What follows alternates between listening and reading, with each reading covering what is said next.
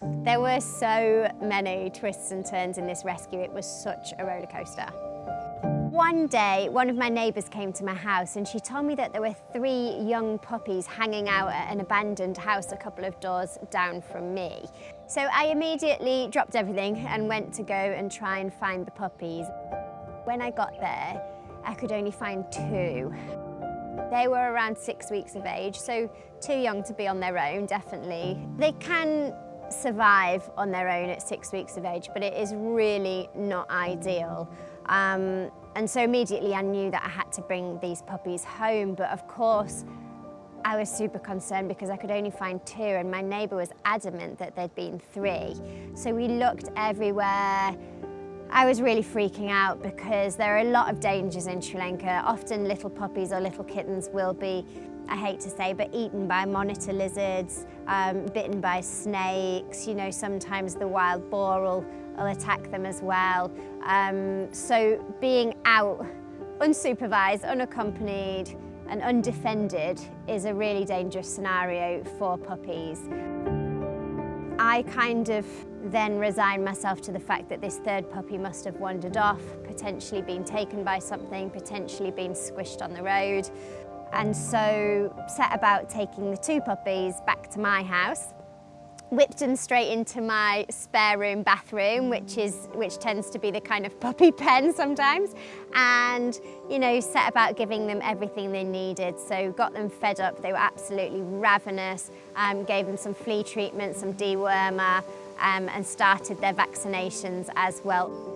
So the puppies were absolutely starving when I got to them. It's difficult to know how long they'd been unattended for, but I would say at least a day by that point. They were almost chewing my toe off. So yeah, at least a day, potentially a little bit longer than that. And these are puppies that really should be having their mother's milk. And often when they're dumped on the road, you know, somebody might put down a little bit of rice for them, but it's not enough nutrition when we compare that to the mother's milk. Had a night of howling and yelping and crying because they were obviously missing their mum.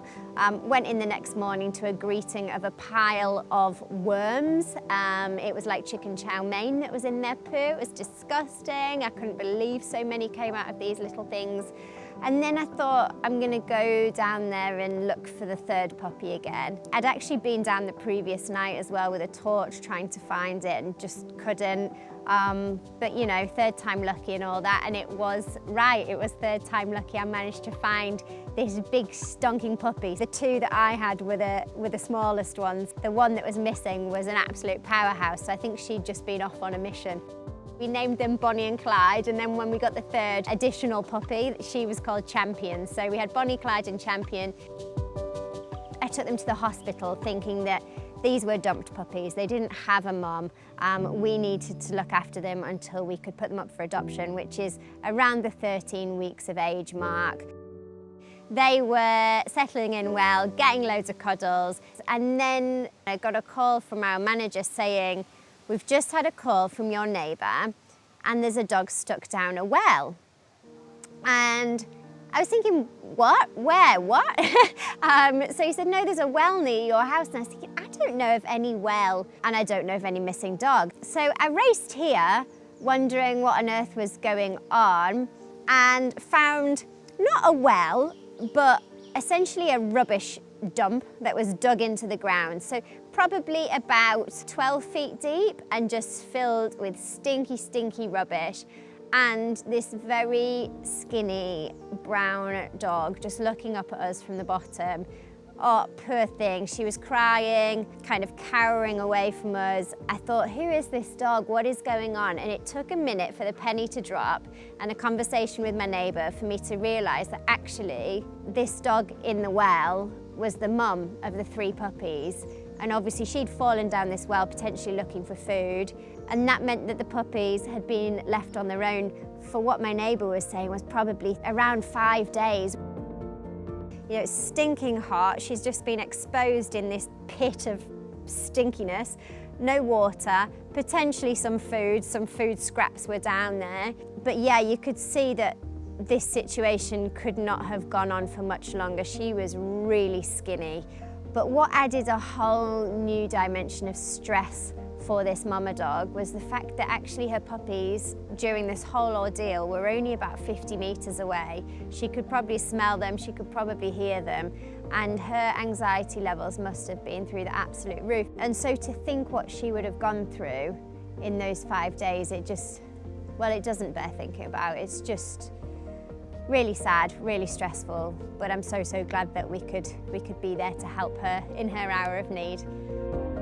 I'm a trained vet, that's what I trained to do. I'm definitely not a trained rescuer. We don't really learn these things at vet school, but having lived in Sri Lanka for 12 years now and having worked with WECare, you know, there's always these curveballs being thrown at us, and we always have to work out solutions to problems that you never thought you would encounter.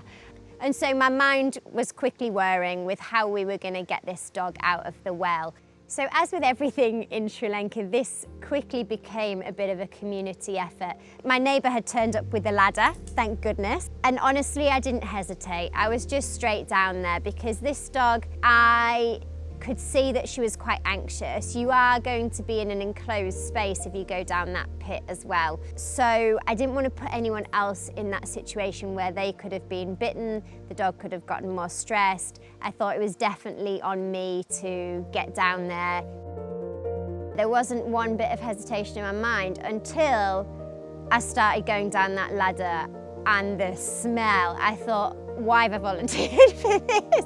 It was disgusting. So there were flies everywhere, there were maggots crawling around at the bottom of there.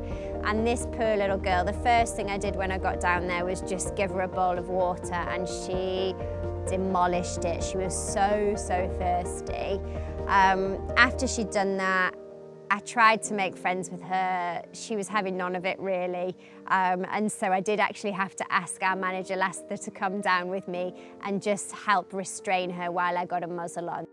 Climbing up a ladder with a dog in your arms is hard enough, but when that's coupled with a dog that is terrified and trying to jump out of your arms, which I feared she might do, it's quite nerve-wracking stuff. And so we just took a minute to get acquainted, you know. I was trying to cuddle her. She wasn't really enjoying it, but she was tolerating it. Managed to scoop her up, climb the ladder, kind of 1 foot at a time. I was a little bit nervous I was going to slip off the ladder or trip over, but thankfully my incredible colleagues were at the top of the ladder, you know, hoisting me up once I was within reach, holding on to me, making sure I didn't fall, and making sure that this beautiful girl in my arms was safe and sound, and we could get her to the tuk-tuk.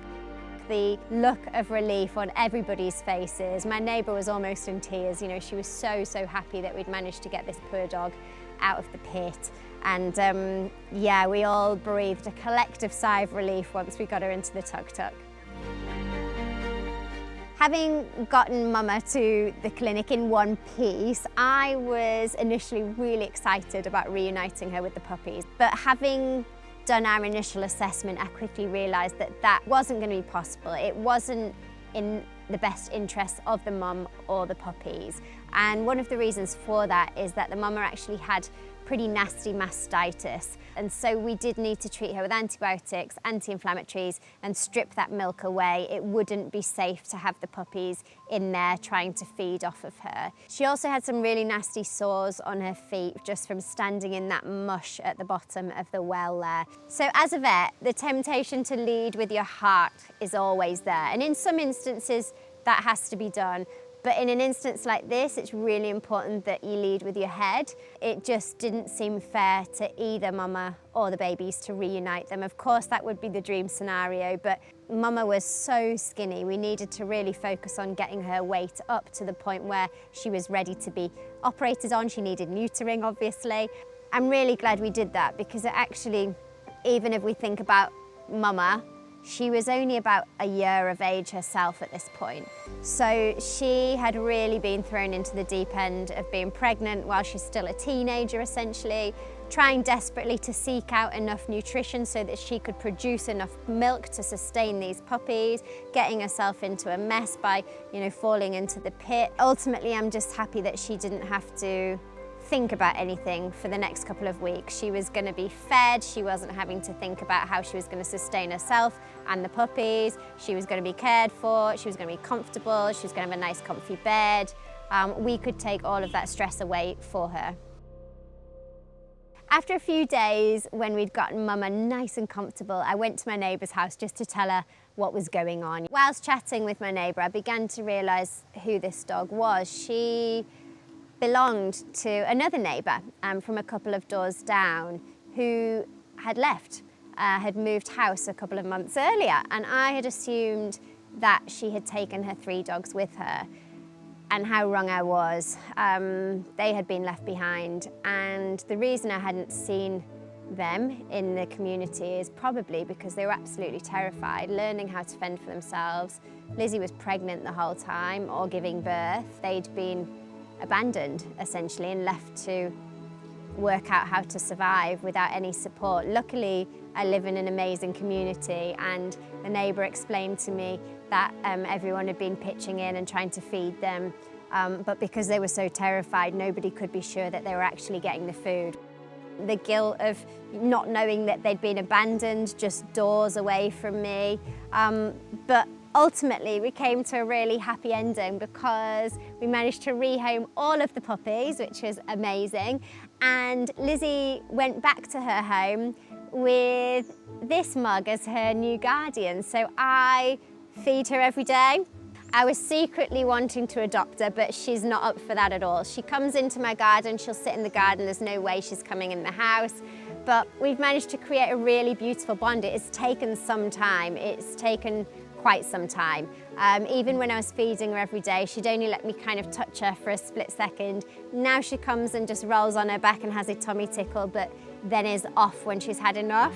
It's the happiest ending for a dog like Lizzie. She doesn't want to sleep on my bed, otherwise I'd let her. She doesn't want to, have steak every night. She wants to roam out there and then have a safe place to come to when she needs that. And I love that she knows that she has that. I feel so fortunate to be able to provide that for her.